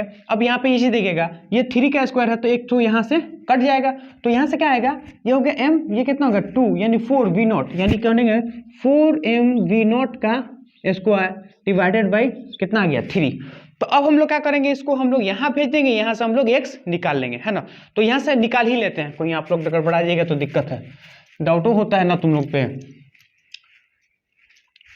ये चीज है। तो 2 अब यहाँ से देखिएगा इस वाले को हम लोग इधर फेंक देते हैं तो ये कितना होगा 2m v0 स्क्वायर माइनस में कितना होगा 4m v0 square divided by 3 is equal to कितना होगा के एक्स स्क्वायर। तो ये कितना होगा 6m v0 स्क्वायर माइनस में 4m v0 square divided bye कितना होगा 3 इज इक्वल टू कितना होगा के एक्स स्क्वायर। अब यहाँ से देखिए 6 में से कितना चला गया 4, तो ये कितना होगा 2m v0 square divided bye क्या होगा 3 इज इक्वल टू कितना होगा के एक्स स्क्वायर। तो x इज इक्वल टू ये हमारा क्या होगा कि नीचे आ जाएगा, तो यहाँ से देखेंगे तो x हमारा नीचे आएगा तो ये कितना हो जाएगा 2m v0 का square divided bye 3 divided by 3। अब के वाले को क्या करेंगे, नीचे ये क्या है स्क्वायर, अब स्क्वायर को हटाएंगे और रूट चढ़ाएंगे, स्क्वायर को हटाएंगे और रूट चढ़ाएंगे तो x इज इक्वल टू हमारा कितना होगा, वी नोट तो आ जाएगा बाहर, तो ये कितना होगा 2m/3 के। ये हो गया हमारा क्या है मैक्सिमम एक्सटेंशन, है ना। तो किसी भी स्प्रिंग में अगर देखेंगे तो हम लोग क्या करते हैं, इस तरह लगाते हैं। हमने किया क्या है, हमने कुछ नहीं किया है, एक बार मोमेंटम कंजर्वेशन, दूसरे बार एनर्जी कंजर्वेशन। तो जब भी आपके पास कोई फोर्स नहीं हो ना तो हमेशा दो इक्वेशन को यूज करो, एक इक्वेशन करो मोमेंटम कंजर्वेशन और दूसरा इक्वेशन यूज करो कब, एनर्जी कंजर्वेशन, कब, जब फोर्स जीरो हो। ये ठीक है। अब हम लोग क्या करते हैं, इसी के ऊपर एक बेस क्वेश्चन लेते हैं। देखिए वो क्वेश्चन क्या है, वो भी बहुत अच्छा लाजवाब क्वेश्चन है, या फिर इसके ऊपर एक प्रैक्टिस करते हैं, है ना। ठीक है, एक क्वेश्चन और इसी के ऊपर प्रैक्टिस कर लेते हैं। अब हम लोग क्या करेंगे, दोनों वेलोसिटी दे देंगे, है ना, यानी दोनों को हम लोग क्या कर देंगे, वेलोसिटी दे देते हैं दोनों को। तो एक क्वेश्चन हम इसके ऊपर करते हैं, ठीक, क्या है, अल्लाह, ठीक, हम बोलते हैं कि सपोज मान लेते हैं, इसको माने क्या है 2 kg मान लेते हैं, कितना मान 2 kg, तो इसको कितना मान लिया जाए, मान लेते हैं 4 kg, कोई दिक्कत नहीं, ठीक। और इसको वेलोसिटी हम लोग दे देते हैं 4 मीटर पर सेकेंड और इसको वेलोसिटी देते हैं 2 मीटर पर सेकेंड, दोनों थोड़ा अच्छा लेवल का क्वेश्चन, इसको भी वेलोसिटी दी, इसको वेलोसिटी दिए, और ये चीज बोले हम लोग कि इसमें एक स्प्रिंग को अटैच कर दिए हैं, क्या किए हैं, स्प्रिंग को अटैच, है ना। और ये हमारा सरफेस क्या है, स्मूथ है ना, और ये हमारा क्या है, एल है, यानी initially system is at rest, initially system is at rest, ये चीज हमारे पास हो गया है। तो फिर उन्होंने क्या बोला है, उन्होंने बोला है कि find the maximum extension in spring, find the maximum extension in spring, spring के अंदर मैक्सिमम एक्सटेंशन कितना होगा वो चीज हमें पता लगाना है। अब ये चीज देखिए कैसे हम लोग पता लगाते हैं, तो हमें ये चीज पता है कि जब भी मैक्सिमम एक्सटेंशन पूछे ना तो दिमाग में एक चीज हमें क्या होना चाहिए, क्लिक करना चाहिए।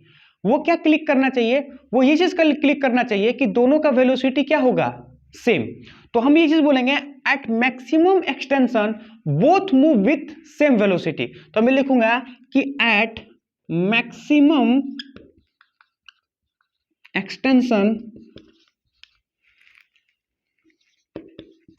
बोथ मूव विथ सेम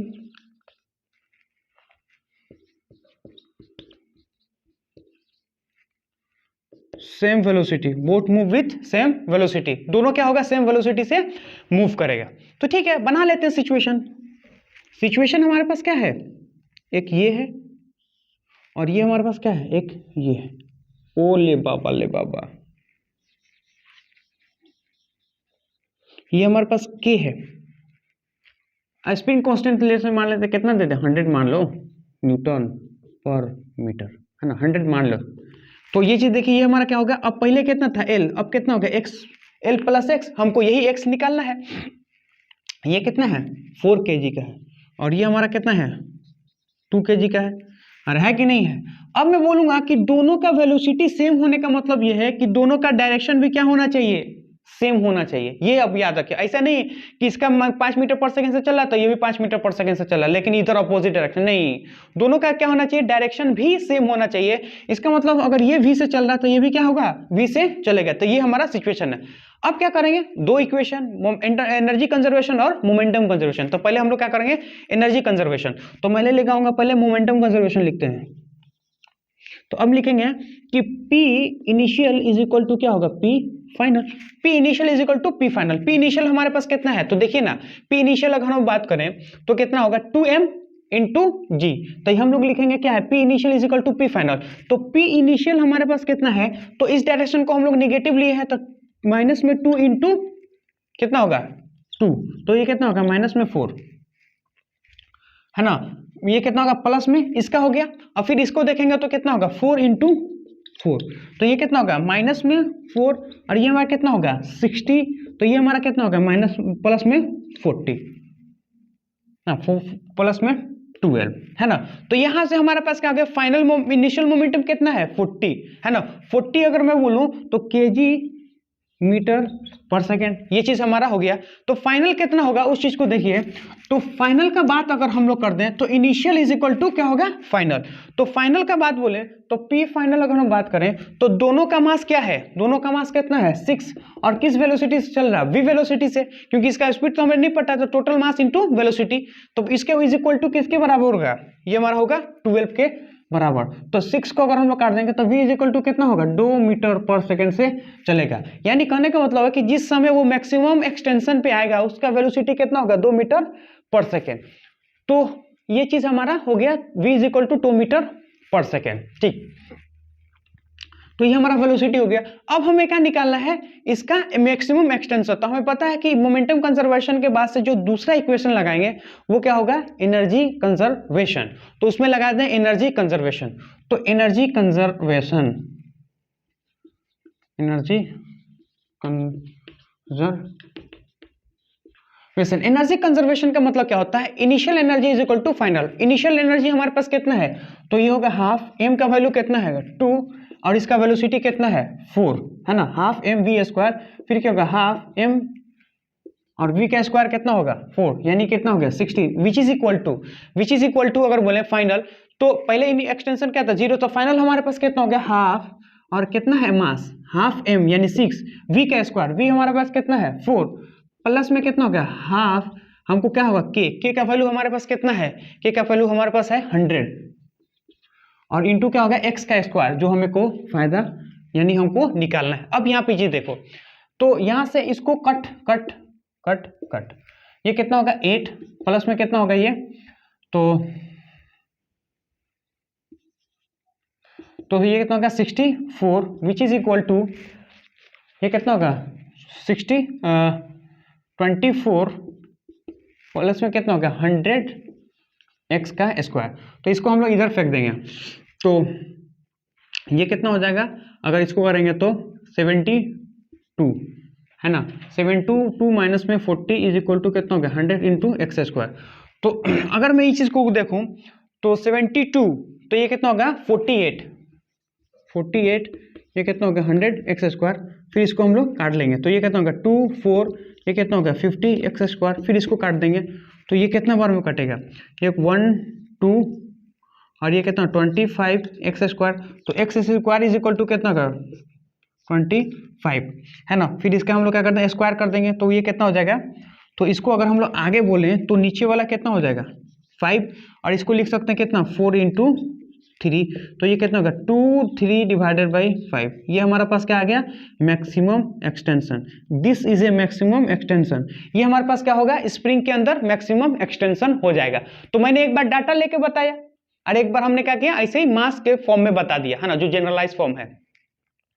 अब हम लोग क्या करते हैं कि इसके ऊपर एक क्वेश्चन करते हैं, वो देखिए क्वेश्चन क्या है ना, वो बेहतरीन क्वेश्चन है ना, तो वो क्वेश्चन देखते हैं।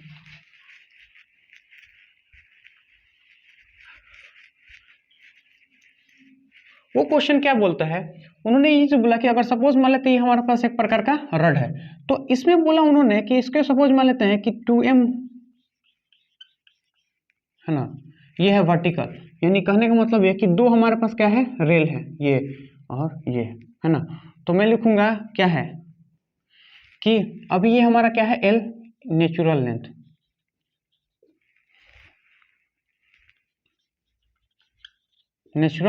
लेंथ है ना, ये इसको बोलते हैं हम लोग का है एमएस, और ये भी बोलेंगे तो हमारे पास कितना होगा 2ms का, यानी कहने का मतलब समझो तो एक प्रकार का रिंग है ना। तो ये एक रिंग है जिसका मास कितना है m, ये हमारे पास एक रिंग है जिसका मास कितना है 2m, तो दो रिंग है, एक है m एक है कितना 2m, ठीक। इसका ये कितना है नेचुरल लेंथ में है।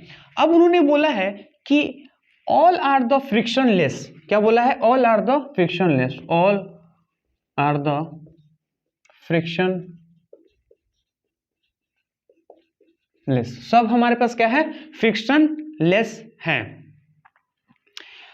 अब मैं बोलूंगा कि इफ इस अगर सपोज मान इसका वेलोसिटी हम लोग v दे देते हैं, है ना, then find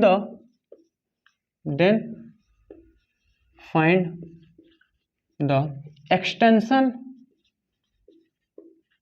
in spring, then find the extension in spring. Spring में कितना एक्सटेंशन होगा वो चीज हमें पता करना है। तो अब हम लोग उसको कैसे करेंगे, तो देखो कैसे करते हैं। सबसे पहली बात है कि स्प्रिंग का एक्सटेंशन, हमें ये चीज पता चल गया है कि स्प्रिंग में एक्सटेंशन का मतलब ये होता है कि जब स्प्रिंग हमारा क्या हो, नेचुरल लेंथ में आता है, तभी हम उसको क्या नहीं, जब स्प्रिंग का कहने का मतलब कि मैक्सिमम एक्सटेंशन कब आता है, जब दोनों का वेलोसिटी क्या हो, सेम हो। तो ये चीज हमें क्या करना है, समझना है। तो हम लोग क्या करते हैं, एक जनरल सिचुएशन मान लेते हैं, हम लोग मान लेते हैं कि दोनों का वेलोसिटी क्या है, सेम। तो मैं लिखूंगा फॉर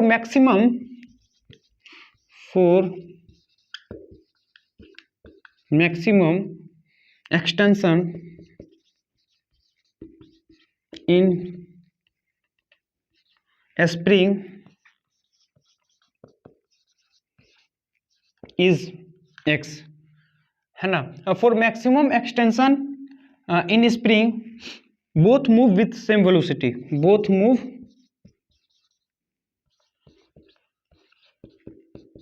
विथ सेम वेलोसिटी।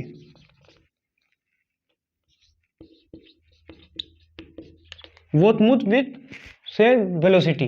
अब यहाँ पे चीज देखो क्या होगा, इसको v डैश मान लेते हैं।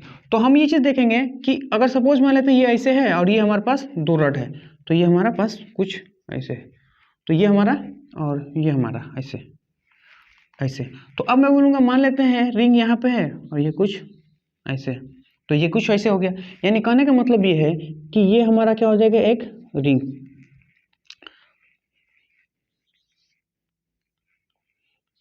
है ना। तो अब यहाँ पे देखो हम ये चीज पता है कि दोनों का वेलोसिटी क्या होगा, सेम। तो ये भी कितना चलेगा, ये भी इधर चलेगा कितना, v से। कहने का मतलब ये है कि ये m मास वाला जो है वो भी v से, और 2m मास वाला है वो भी v से। तो दोनों क्या चलेगा, v से चलेगा। तो दोनों का वेलोसिटी हमारे पास क्या होना चाहिए, सेम। तो अब मैं लिखूंगा there is a no external force in horizontal direction. तो मैं लिखूंगा there is no external force, there is no external force in horizontal direction,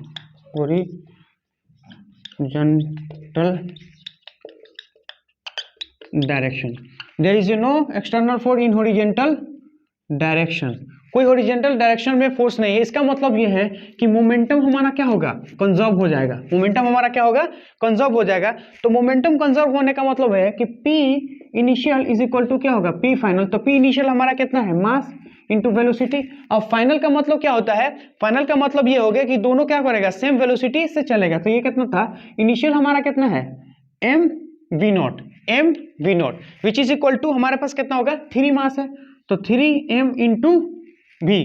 तो v यहां से हम लोग निकालेंगे तो v इज इक्वल टू कितना होगा, v0/3।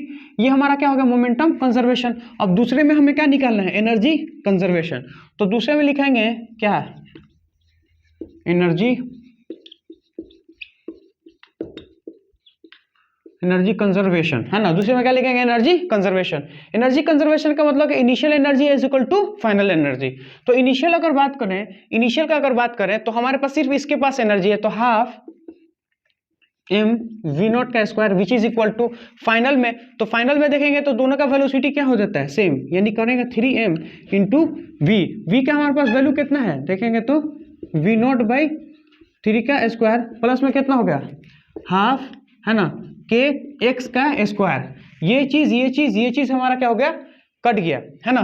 तो यहां से देखेंगे तो ये हो गया हमारा कितना हो गया, v0 का square which is equal to वो कितना होगा, यहां से देखेंगे तो v0 का स्क्वायर होगा। अब यहां से यह 3 से 3 कट गया, तो ये v0 का स्क्वायर डिवाइडेड बाय 3 प्लस में कितना होगा, के x का स्क्वायर। ये चीज अपने पास हो गया, है ना। तो हमें क्या चाहिए, तो ये कितना होगा, v0 स्क्वायर माइनस में v0 square by 3 which is equal to क्या होगा, के x स्क्वायर। तो ये कितना होगा, 3 v0 स्क्वायर माइनस में v0 स्क्वायर डिवाइडेड बाय कितना होगा, 3 इज इक्वल टू कितना होगा, के x स्क्वायर।